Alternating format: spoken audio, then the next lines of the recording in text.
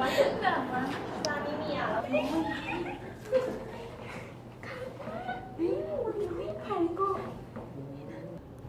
เอาสำหรับมื้อนี้ก็เวลาใกล้สิหมดแล้วเนาะแต่ว่าก่อนที่เลิกเนี่ยอาจารย์ก็สิให้เวียกบ้านของนักศึกษาไว้ไปเฮ็ดก็คือเวียกบ้านเกี่ยวกับกฎหมายการค้าระหว่างประเทศปี 2015 การส่งเวียกบ้านนี่บ่ให้กายวันจันทร์หน้าถ้ากายแล้วอาจารย์สิบ่เอาเนาะนักศึกษาคนใดมีหยังถามบ่ถ้าบ่มีก็พักผ่อนได้เนาะ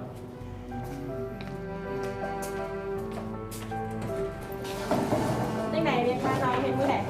เฮ็ดวันเสาร์ เสาเห็นที่ใส่ ของเขาก็ได้ ใส่ดีกว่า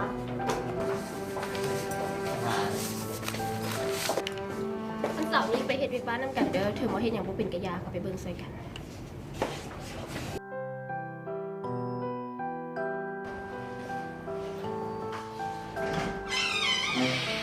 เข้ามา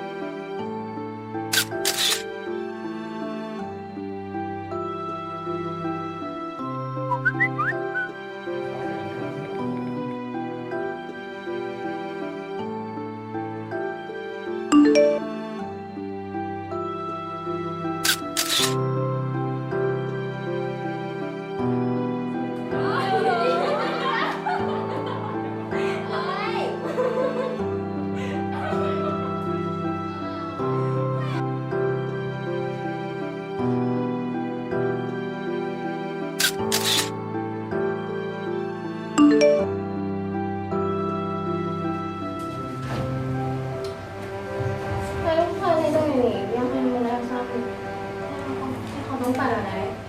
เอาจะไปแสงเขาต้องได้การแล้วไม่ขอโทษแล้วคันนี้จับประกันบ่นี่แหละจังได๋สั่นเขาไอ้มื้อหน้านี่โรงเรียนเหรอ ทำเรียนเลยจังได๋เอากักกันเนาะไปเฮ็ดเถอะ โรงเรียนก็ได้พวกตัวกำลัง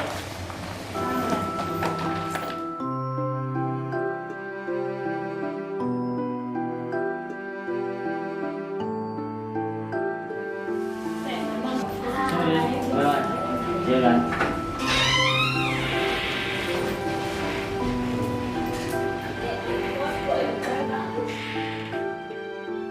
จังได้เรียกบ้านที่ให้ไปเฮ็ดอาทิตย์แล้วเนี่ยแล้วบ่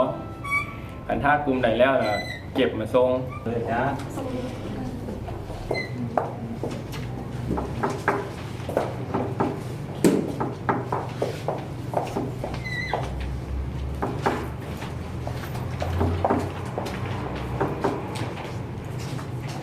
สมศรีกลุ่มพวกน้องไหนบ่ได้เฮ็ดบ่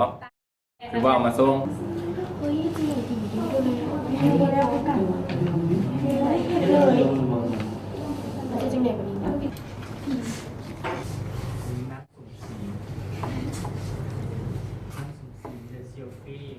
จะอยู่กลุ่มเดียวกับสมศรีวะ โดยแม่น จะเฮ็ดเองบ่หรือว่าหมู่เฮ็ดช่วยตัวนี้ บ่เห็นกัน สมศรีแม่นบ่กลุ่มพวกเจ้าได้เฮ็ดช่วยกันแท้บ่ โดย โดย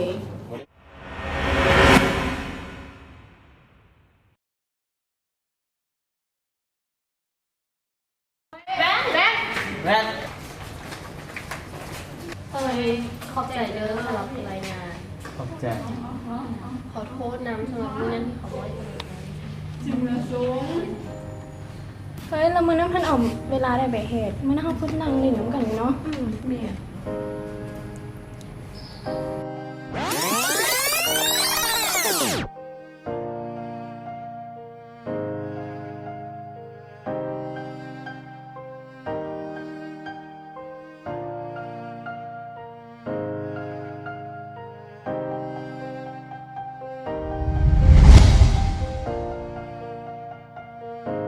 ในปัจจุบันนี้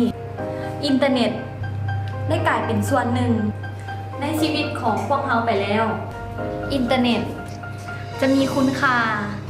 ถ้าเรารู้จักนำใช้แล้วทางเดใช้ไปในทางที่มีประโยชน์แล้วหรือบ่